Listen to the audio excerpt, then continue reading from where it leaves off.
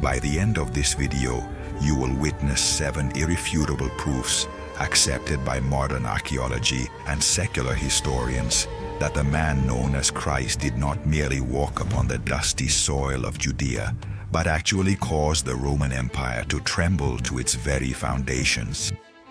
Our first piece of evidence does not come from a follower, but from one of the most cultured, proud, and ruthless men in all of Rome, the historian Cornelius Tacitus. Born in the year 56 AD, Tacitus was certainly not a man of religious faith. He was a distinguished Roman senator and the greatest historian of the Roman Empire. He harbored a deep and intense hatred for the early Christians. In his own words, he viewed Christianity as a truly pernicious and utterly disgusting superstition. However, in his monumental work, the Annals, while recounting the catastrophic Great Fire of Rome, which occurred during the infamous reign of the mad Emperor Nero in the year 64, Tacitus found it necessary to explain exactly who those scapegoats were that Nero was having burned alive. It is precisely here that Roman geopolitics corroborates the historical accounts found in the Bible. The historian Tacitus records in state archives that Emperor Nero blamed and punished those known as Christians, subjecting them to the most exquisite and horrific forms of torture. He writes in his account, "The founder of that name, Christ, was put to death during the reign of Tiberius at the hands of one of our own Roman procurators, Pontius Pilate. You must truly understand the immense weight of this." Rome functioned as a flawless and highly efficient bureaucratic machine. They did not record mere myths in their official state annals. They recorded the real threats, the real executions, and the real leaders. Tacitus inadvertently confirmed 3 crucial gospel facts: the leader's name, his execution time, and the governor who signed his death warrant. Now, our second evidence leads to the conflict's epicenter, Jerusalem, where it all began and the story unfolds.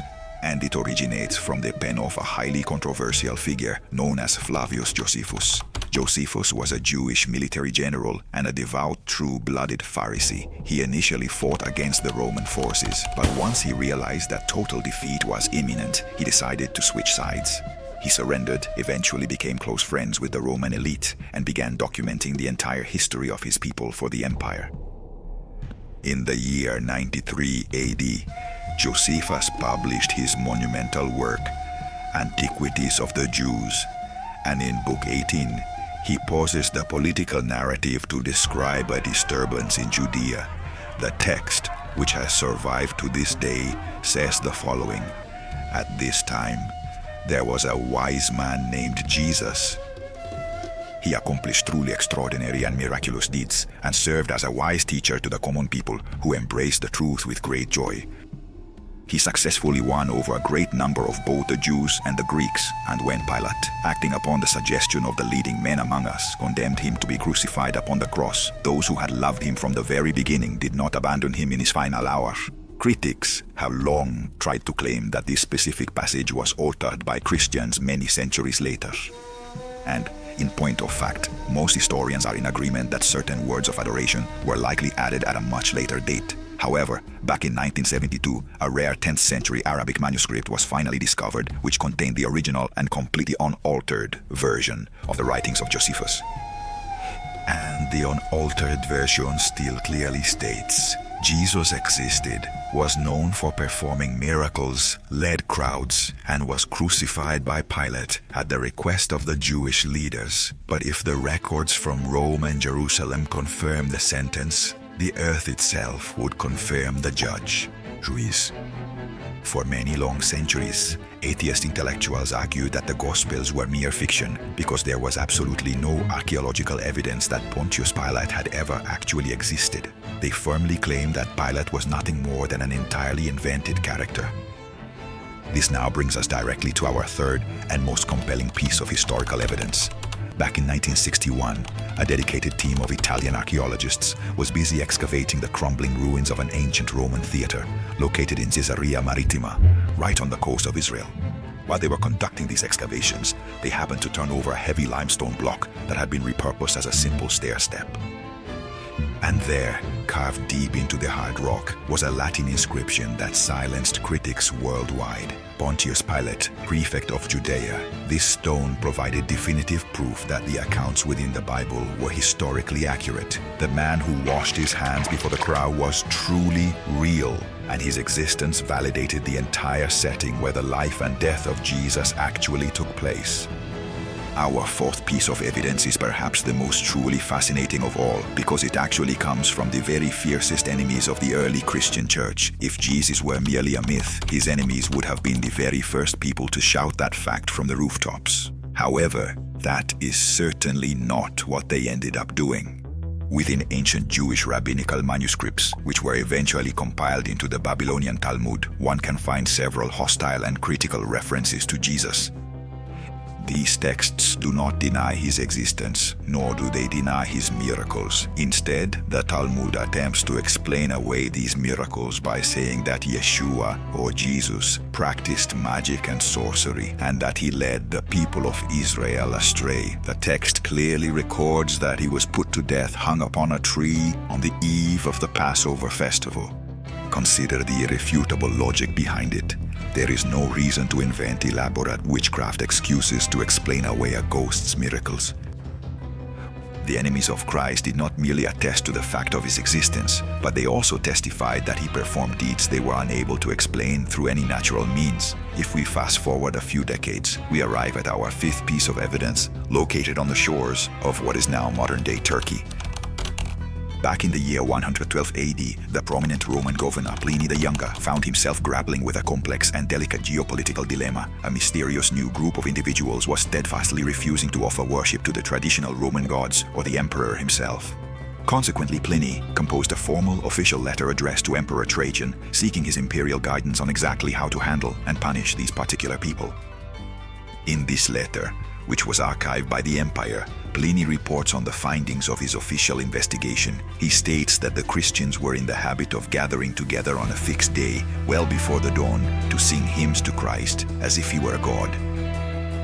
This specific evidence is truly devastating for those who are skeptical, because it shows that, in less than 80 years after the crucifixion, the worship of Jesus had already left Jerusalem, crossed entire continents, and become a major state issue for the Roman Empire. Mere myths simply do not drive people to face agonizing death and brutal torture in distant provinces in such an incredibly short period of time. And this brings us to the sixth piece of evidence, which effectively refutes the common idea that the story of Jesus was a myth that took many centuries to develop.